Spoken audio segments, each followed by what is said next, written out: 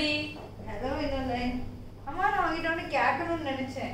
நேத்து நம்மளோட ஜூனியர் சரண்யா உங்ககிட்ட ஏதாவது ஹெல்ப் கேட்டாளா? ஆமா, வந்து ஏதோ ஒரு ஆன்சர் சொல்லிட்டாங்கக்கா அப்படின்னு சொன்னா. நம்மளுக்கு வேற எங்க டைம் இருக்கு. நான் அவள்கிட்ட சொன்னேக்கு எனக்குலாம் டைம் இல்லம்மா, எனக்கு நிறைய படிக்க வேண்டியது இருக்கு, எக்ஸாம் வேற வருது, உங்களுக்கு தான் சும்மா மார்க் கொடுத்துருவாங்க, எங்களுக்கு அப்படி கொடுக்க மாட்டாங்க அப்படின்னு சொன்னேன். அதுக்கப்புறம் நான் சொன்னேக்கு எங்களுக்கு டைம் இல்லை, அதனால நீ போமா என்ன டிஸ்டர்ப் பண்ணாத மூஞ்சில சொல்லி விட்டுட்டு அனுப்பி விட்டுட்டேன். என்ன வினோலேன்னு இப்படி அசால்ட்டா சொல்ற? அவளுக்கு எவ்வளவு ஹர்ட் ஆயிட்டு தெரியுமா?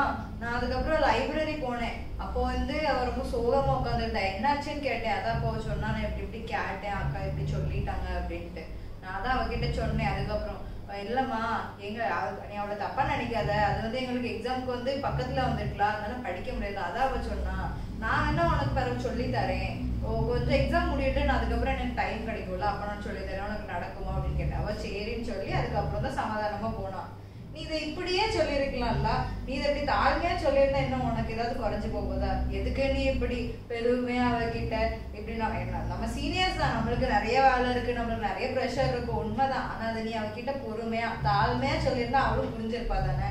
அப்ப இந்த பிரச்சனையே வந்திருக்காது, நீயும் சமாதானமா இருந்திருக்கலாம், அவளும் சமாதானம் இருந்திருப்பா. என்ன வேணும்ல? கரெக்டா தான் சொல்றேன் அபி.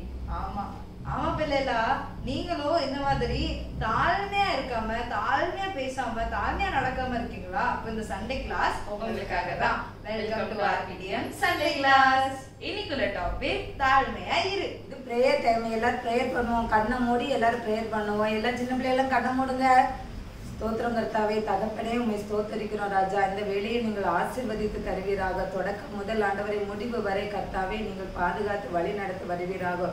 ஒவ்வொரு ஆண்டவரை ப்ரேயர் டைம்லையும் கர்த்தாவே ஆண்டவரை இசப்பாக ஸ்டோரி டைம், பாட்டு டைம், கதை டைம், அந்த எல்லா இதுலேயும் கர்த்தாவே உம்முடைய நாம வெளிப்படணும், உம்முடைய மகிமை வெளிப்பட்டு ஒவ்வொரு பிள்ளைகளையும் தொட நீங்கள் கிருபை செய்வீராக. ஆண்டவரை பார்க்கிற பிள்ளைகள் ஒவ்வொருவரும் உம்முடைய சுவிசேஷத்தை கற்று வழி நடத்த நீங்கள் கிருபை செய்வீராக. இந்த ஜெபத்தை உங்களுடைய கரத்தில் வைக்கிற உங்கள் ஜெபத்தை கேட்டு ஜீவனுள்ள நல்ல தகப்பனே, ஆமென். Jesus' love shines bright today, guides our hearts along the way. In His arms we safely stay. He's the light that never sways.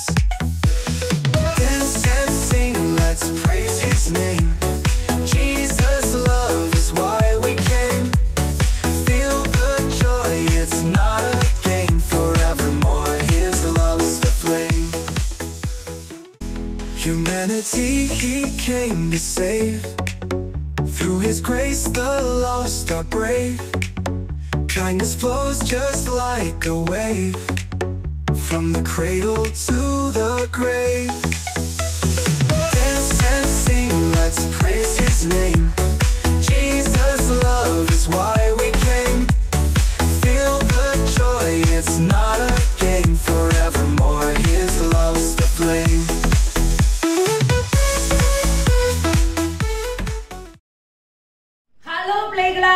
Welcome to RPTM Sunday class. உங்க எல்லாரையும் இந்த RPTM சண்டே கிளாஸ்ல அன்போடு வரவேற்கிறோம். இன்னைக்கு நம்ம RPTM சண்டே கிளாஸ்ல நம்ம என்ன கதை பார்க்க போறோம் தெரியுமா? தாழ்மையா இரு அப்படின்ற ஒரு தலைப்புல நம்ம பார்க்க போறோம். சரி, தாழ்மைனா என்னது சொல்லுங்க சொல்லுங்க பார்க்கலாம். உங்களுக்கே புரியற மாதிரி சொல்லட்டுமா? சில பேர் வந்து ரொம்ப ஹைஃபையா இருப்பாங்க, நல்ல நீட்டா ட்ரெஸ் பண்ணி இருப்பாங்க, அவங்க பக்கத்துல வரும்போது அப்படியே அழகா ஸ்மெல் வரும், பர்ஃப்யூம் ஸ்மெல் போட்டு ரொம்ப அழகா ரொம்ப நீட்டா வருவாங்க. ஆனா ஏத்தாப்புல ஏதாவது ஒரு கஷ்டப்பட்ட பிள்ளைங்களோ இல்லைன்னா ஏதாவது இந்த ரோடு சைட்ல இருக்கிற பிள்ளைங்களெல்லாம் பார்த்துட்டு போகும்போது அவங்களுக்கு எப்படி ஃபீலா இருக்கும்? என்ன ஒரு ஸ்மெல், எவ்வளோ டர்ட்டியா இருக்காங்க அப்படின்னு பேசுவாங்க. அப்ப அவங்க எல்லாரும் எப்படி? அவங்க வந்து தாழ்மையா இருக்க மாட்டாங்க. அவங்க என்ன எப்படி இருப்பாங்க? அது எல்லாருமே நம்ம அப்படி சொல்ல முடியாது, கரெக்டா? எல்லாருமே அப்படி இருக்க மாட்டாங்க, ஒரு சில நபர்கள் அப்படி இருப்பாங்க. ஆனா நம்ம எப்படி இருக்கணுமா? ஏசப்பா மாதிரி. ஏசப்பா நம்ம கிட்ட கற்று தந்தது என்னது? தாழ்மையா இரு அப்படின்னு சொல்லியிருக்காங்க. சரி, இன்னைக்கு பைபிள்ல தாழ்மையா யாரு இருந்தான்னு பாப்போமா? இல்ல, தாழ்மைக்கு முன்னானது அகந்தை, அப்படிதானே வசனம் அப்படிதான் சொல்லுது. அப்போ நம்ம பைபிள்ல அகந்தையா இருந்தது யாருன்னு சொல்லி பார்க்கலாமா? ரொம்ப இன்ட்ரெஸ்டிங்கா இருக்கும் இந்த கதை, நல்ல உன்னிப்பா கவனிக்கணும், சரியா? ஒரு ஊர்ல ஒரு பெரிய ராஜா, அந்த ராஜாவோட மனைவி இருந்தாங்களாம். சரியா? இப்போ உங்களுக்கு நான் பேரெல்லாம் சொன்னேன்னா உங்களுக்கு ரொம்ப கன்ஃபியூஸ் ஆயிடும். நீங்க பைபிள் வாசிக்கும் போது உங்களுக்கு அந்த கதை வந்துடும். சரியா? ஒரு பெரிய ராஜா, அந்த ராஜாவோட மனைவியும் இருந்தாங்களாம். அந்த ராஜாவுக்கு அந்த ஊர் முழுசும் சொத்தா இருந்துச்சாம். நிறைய வீடு, நிறைய தோட்டம், நிறைய இடம், அப்படி எண்ணுக்கடங்காத சொத்துகள்லாம் அந்த ராஜாவுக்கு இருந்துச்சாம். ஆனா அந்த ராஜா நடந்து போய்கிட்டு இருக்கும்போது ஒரு கஷ்டப்பட்ட ஒரு ஏழைக்கு ஒரு சின்ன திராட்சை தோட்டம் இருந்துச்சாம். அந்த தோட்டத்துக்கு மேல அந்த ராஜாவுக்கு கண்ணு வந்துட்டான். எனக்கு எப்படியாவது அந்த தோட்டத்தை வாங்கிடணும் அப்படின்ற ஒரு வெறி அவருக்கு வந்துட்டு. அப்ப இவர் என்ன போய் பண்றாரு, ராஜா போய் அவர்கிட்ட போய் கேட்காரு, எனக்கு இந்த இடம் வேணும் அப்படின்னு. அப்போ உடனே அவர் அந்த ஏழை மனுஷன் என்ன சொல்றாங்க, இல்லப்பா எனக்கு வந்து இந்த இடத்த உனக்கு கொடுக்க முடியாது அப்படின்னு அவங்க சொல்றாங்க. அப்ப ஏன்னா உனக்கிட்ட நிறைய சொத்து இருக்கு, என்கிட்ட ஒரே ஒரு நிலம் மட்டும்தான் இருக்கு, அதனால இதை கொடுக்க முடியாது அப்படின்னு சொல்றாங்க. உடனே அந்த ராஜா என்ன பண்றாங்க, அவங்க மனைவி கிட்ட போய் சொல்றாங்க. மனைவி கிட்ட எப்படி சொல்றாங்க, எனக்கு வந்து அந்த இடத்துக்கு மேல ஒரு கண்ணு, அந்த இடம் எனக்கு வேணும் எப்படியாவது சொன்ன உடனே அந்த ராணி என்ன பண்றாங்க அப்படின்னா ஒரு பெரிய கூட்டத்தையே கூட்டி பெரிய பிளான் போட்டு எப்படியாவது இப்ப வந்து இவங்க கிட்ட போய் அந்த இடத்த கேட்டா அவங்க தரமாட்டேங்காங்க.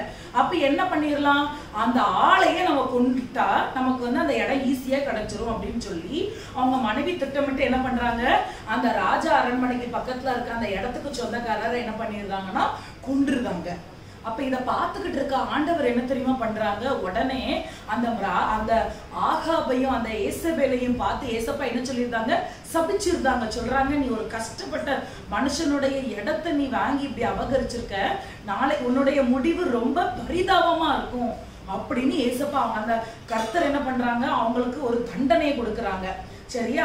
அவங்க இறந்துட்டாங்கன்னா அவங்க ரத்தத்தை நாய் வந்து நாக்கும் அப்படின்னு சொல்லி அப்படி வந்து ஒரு தண்டனையை வந்து கொடுத்துருந்தாங்க. இப்போ என்ன நான் சொல்றேன் அப்படின்னா, இது வந்து அகந்தை.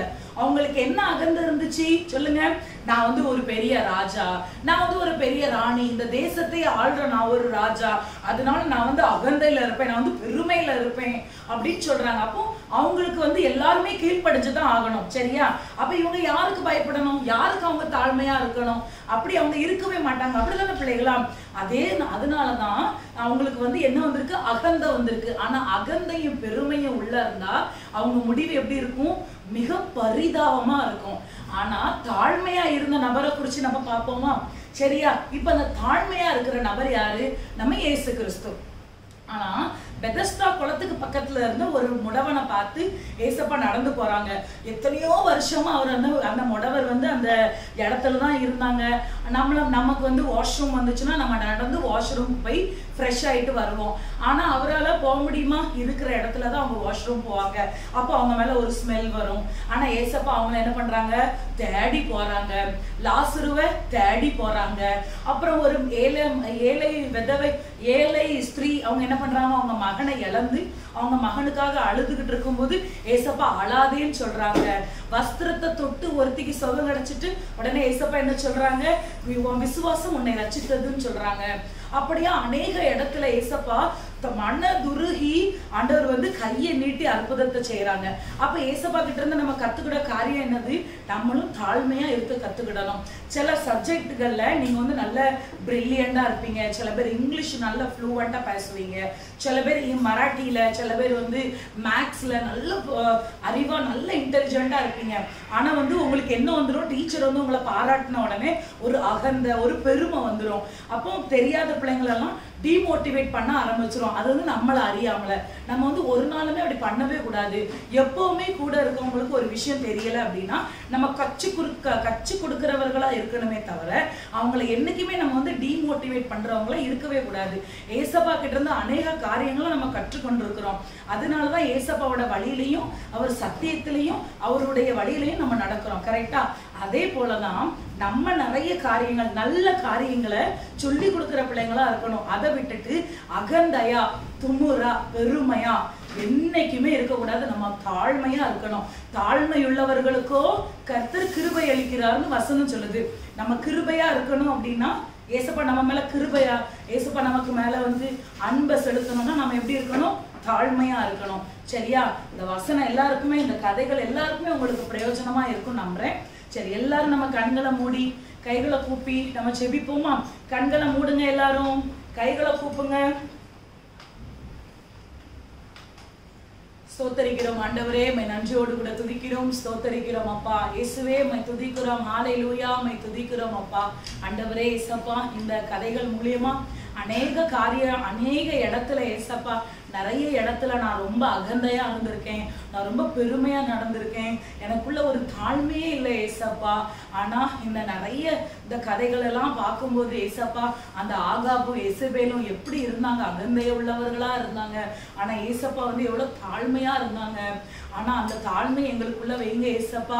எங்க கிட்ட இருக்கிற அகந்த, பெருமை, துமுறு எல்லாமே நீங்க எங்க கிட்ட இருந்து நீங்க எடுத்துருங்க ஏசப்பா. எல்லாமே நாங்க தாழ்மையா இருக்க கர்த்தாவே நீங்க உதவி செய்யுங்க ஏசப்பா, உதவி செய்யுங்க ஏசப்பா. எங்களை நீங்க மாற்றுங்க ஆண்டவரே. உங்க ரத்தத்தினால நீர் எங்களை கழுவும்படியாக செபிக்கிறோம் ஏசப்பா. உங்களுடைய கரத்துல ஒப்பு கொடுக்கிறோம். நீரே எங்களுக்கு வழியும் சத்தியமும் ஜீவனுமா இருக்கிறீங்க ஏசப்பா. உங்க மார்க்கத்துல நாங்க நடக்க கர்த்தாவே நீர் எங்களுக்கு உதவி செய்யுங்க. இயேசுவின் மூலம் செபிக்கிறோம் நல்ல பிதாவே, ஆமென். ஹலோ குட்டீஸ், வசனம் படிக்குமா? நான் வசனம் சொல்ல நீங்க ரிப்பீட் பண்ணுங்க. தன்னை உயர்த்துகிறவன் தாழ்த்தப்படுவான், தன்னை தாழ்த்துகிறவன் உயர்த்தப்படுவான். மத்தேயு 23:12. நான் இன்னொரு வாட்டி சொல்றேன், நீங்க ரிப்பீட் பண்ணுங்க. தன்னை உயர்த்துகிறவன் தாழ்த்தப்படுவான், தன்னை தாழ்த்துகிறவன் உயர்த்தப்படுவான். மத்தேயு 23:12. ஹலோ பிள்ளைகளா, ஹலோ சிங்கி. ஹலோ அக்கா, எப்படி இருக்கீங்க? நல்லா இருக்கீங்களா? நல்லா இருக்கேன் சிங்கி. ரொம்ப நாள் கழிச்சு மறுபடியும் சண்டே கிளாஸ் எடுத்த மாதிரி இருக்கு. ஆமாக்கா, எல்லாரும் மே மாதம் ரொம்ப பிஸி ஆகிட்டோம்ல. நானும் ஊருக்கு போயிட்டேன், நீங்களும் ஊருக்கு போயிட்டீங்க. என்ன பண்ணுறது? ஆமா, அதுவும் உண்மைதான். சரி, அதெல்லாம் விடு. இன்னைக்கு வசனம் கதையெல்லாம் கேட்டியா நீ? ஆமாக்கா, கேட்டேக்கா. அல்லது என்ன புரிஞ்சு உனக்கு? அதுல இருந்து எனக்கு நிறைய புரிஞ்சுக்கா. தாழ்மையா இருக்கணும்னு புரிஞ்சுக்கா. ஆமா, நீயும் எப்போ எது கேட்டாலும் நான் அது பண்ணுவேன், நான் இது பண்ணிடுவேன், அது பண்ணிடுவேன் அப்படின்ட்டுதான் எப்பவும் சொல்லிட்டு இருப்ப. அது தாழ்மையா இருக்கிறதா சிங்கி? இல்லக்கா, பேட்ரு முன்றி கொட்ட மாதிரி முண்டுற மாதிரி நானும் அப்பப்போ முண்டிடுவேன்க்கா. இப்போவாது புரிஞ்சா உனக்கு சரி. என்மையில இருந்து யார்கிட்ட பேசினாலும் என்ன பேசணும், எப்படி பேசணும்? தாழ்மையோடு பேசணும்க்கா. ஆமா சிங்கி. ஆமா, தாழ்மையா இருக்கிறத பத்தி பிள்ளைகளுக்கு ஏதாவது சொல்றியா நீ? தாழ்மையா இருக்கிறதுக்கா, அதுக்குதான் நீங்களே இவ்வளவு பெரிய அடையாளமா இருக்கீங்களே. நான் எவ்வளவுதான் புலம்புனாலும் நீங்க வந்தால் அமைதியா தாழ்மையா கேட்டுட்டு நீங்க நான் என்னதான் கட்டினாலும் என்னதான் சண்டை போட்டாலும் அடையும் தாழ்மையா கேட்டுட்டு நான் சண்டே கிளாஸ்ல சட்டை பண்ணும்போது நான் என்னது ப்ரேயர் டைம்ல சட்டை பண்ணும்போது அந்த டைம்ல தாழ்மையா இருந்தது என்னை கூப்பிட்டு ஒரு நல்ல பிள்ளைக்கு அழகு இப்படிதான் மகளே அப்படி சொல்லி என்னை பக்கத்துல உட்கார வச்சு நீங்களே எந்த அளவுக்கு தாழ்மை இருக்கும் போது உங்ககிட்ட இருந்து நான் படிச்சுக்கிட்டேன்க்கா தாழ்மை எப்படி இருக்கணும்ட்டு. பரவாயில்லையே சிங்கி, இம்ப்ரெஸ் பண்ணிட்ட போ. ஆமா பிள்ளைகளா, நீங்களும் எவ்வளவுதான் பெரிய உயரத்துல நீங்க இருந்தாலும் நிறைய நீங்க நல்லா படிக்கலாம், கிளாஸ்ல ஃபர்ஸ்டா இருக்கலாம், மானிட்டரா கூட இருக்கலாம். ஆனா எப்பவுமே நீங்க எப்படி இருக்கணும்? தாழ்மையா இருக்கணும். உங்ககிட்ட யாரு என்ன ஹெல்ப் கேட்டாலும் நீங்க அவங்க கிட்ட எப்படி பேசணும்? தாழ்மையா பேசணும். எப்பவுமே உங்களுக்குள்ள அந்த பெருமை வரவே கூடாது. ஓகேவா குட்டீஸ்? ஓகே அக்கா. உங்களிடமிருந்து விடைபெறுகிறது உங்கள் சிங்கி, உங்களை விடைக்காக்கா. நான் தாழ்மையோட இந்த சண்டே கிளாஸ் முடிக்கிறேன். பாய் பிள்ளைகளா. பாய்.